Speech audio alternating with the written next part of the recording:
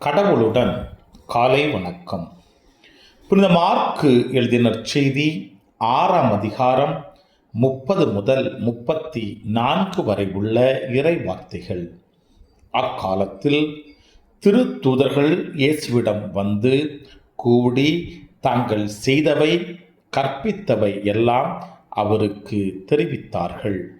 அவர் அவர்களிடம், நீங்கள் பாலை நிலத்திலுள்ள தனிமையான ஓர் இடத்திற்கு சென்று சற்று ஓய்வெடுங்கள் என்றார்.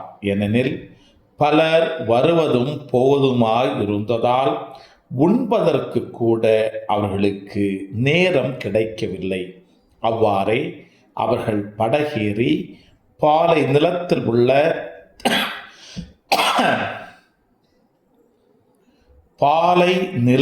உள்ள தனிமையான ஒரு இடத்திற்கு சென்றார்கள். அவர்கள் புறப்பட்டு போவதை மக்கள் பார்த்தார்கள்.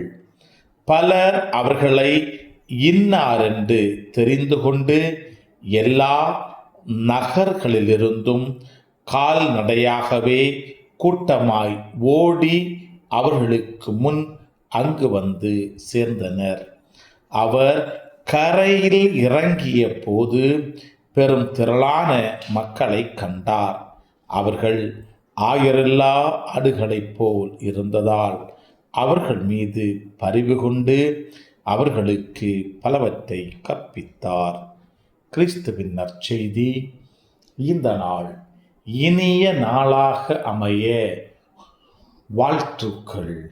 பல பல பல புதுமைகள், பெருமைகள், இனிமைகள் இறங்கிய நல்ல நாள், ஒரு நல்ல நாள், நம் தேவன் தந்த நாள். இது நல்ல நாள், ஒரு நல்ல நாள், நம் தேவன் தந்த நாள்.